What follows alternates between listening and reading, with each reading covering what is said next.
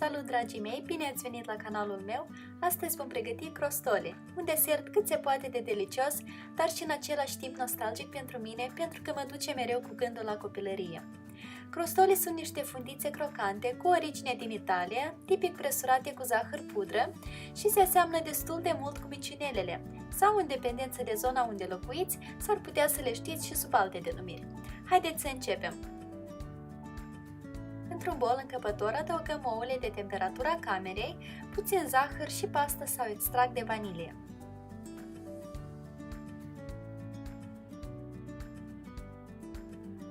Batem ouăle bine cu ajutorul unui tel timp de 1 minut-2, după care adăugăm smântână acră, puțin lapte și din nou amestecăm cât să le încorporăm.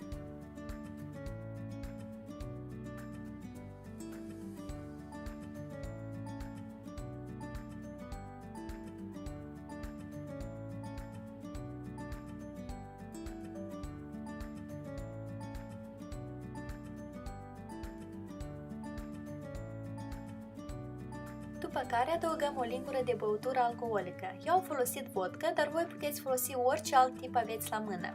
Tradițional, crostole se pregătesc cu grappa, un tip de brandy. Să nu vă faceți griji, alcoolul nu veți simți de fel, rolul lui este doar pentru a ne obține o crustă cât mai crocantă. Adăugăm puțină sare și cernem făina.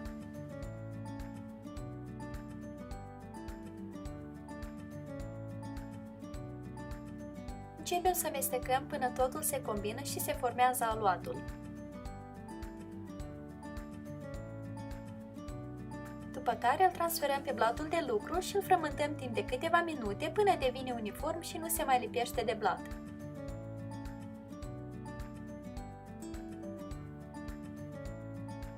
Aluatul este gata, îl împachetăm într-o folie alimentară și îl lăsăm să se odihnească la temperatura camerei timp de 20-30 de minute.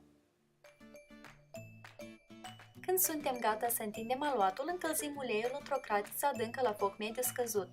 Cratița o umplem până la 1/3. Între timp vom tăia aproximativ 1/3 din aluat, iar restul îl păstrăm învelit în folie alimentară. Această cantitate de aluat vă va obține o cantitate destul de mare de crostole și deci dacă doriți puteți să-l congelați, iar ori de câte ori vă vine pofta, îl veți avea mereu la mână.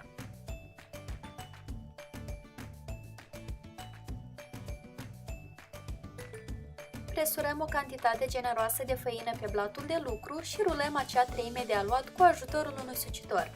Rulăm aluatul până obținem o foaie nu mai groasă ca hârtia, deci de aproximativ 1 mm, cel mult 2 mm.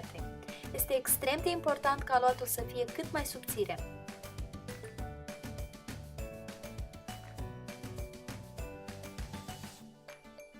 În continuare vom tăia foaia în dreptunghiuri cu lățime de aproximativ 2-3 cm.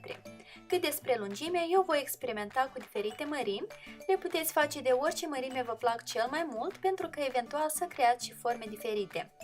La această etapă, dacă aveți copii, puteți petrece un timp minunat în familie, creând fundițele toți împreună.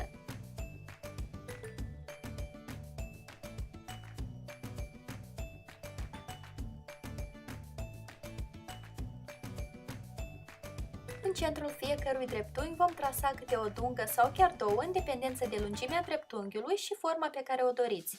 Eu am făcut și așa și așa.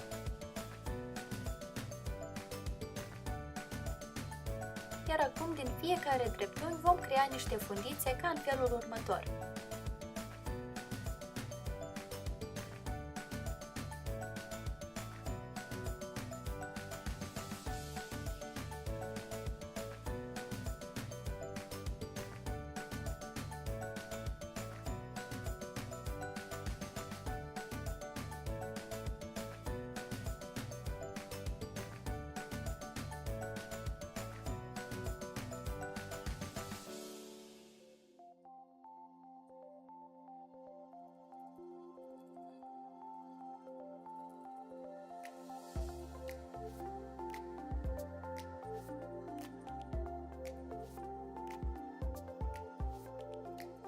Între timp, uleiul s-a încins bine de tot și suntem gata să prăjim fundițele. Tipic, clima ideală pentru prăjit este la temperatură de 180 de grade, dar nu e neapărat să aveți un termometru, pur și simplu testați mai întâi cu o singură fundiță. Ele se vor scufunda mai întâi la fund, după care imediat vor reveni la suprafață și se vor umfla. Le prăjim pe fiecare parte timp de aproximativ 30 de secunde până se rumenă. Cel mai important este să mențineți mereu focul sub control, astfel încât uleiul să nu devină prea fierbinte, iar fundițele să se ardă rapid. Și nu uitați să păstrați distanța și să lucrați mereu cu atenție. Uleiul este foarte fierbinte. La această etapă e mai bine să nu implicați copiii. Când sunt gata, le plasăm pe o hârtie absorbantă pentru a extrage cât mai mult ulei.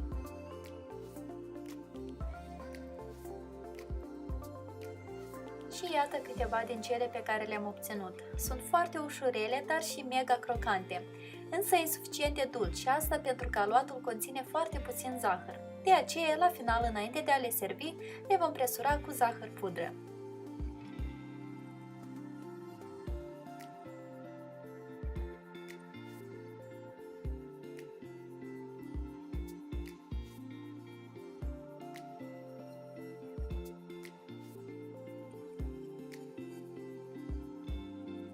Vă îndemn să încercați această rețetă și voi, vă garantez că nu vor ține mult, așa că vă recomand din start să folosiți tot aluatul, iar în plus e o metodă superbă de a petrece timpul în familie. Lista la toate ingredientele folosite în această rețetă o găsiți mai jos în descrierea acestui video. Iar eu vă mulțumesc că ați fost alături de mine și vă aștept cu drag și în rețeta viitoare. Poftă bună! Pa, pa!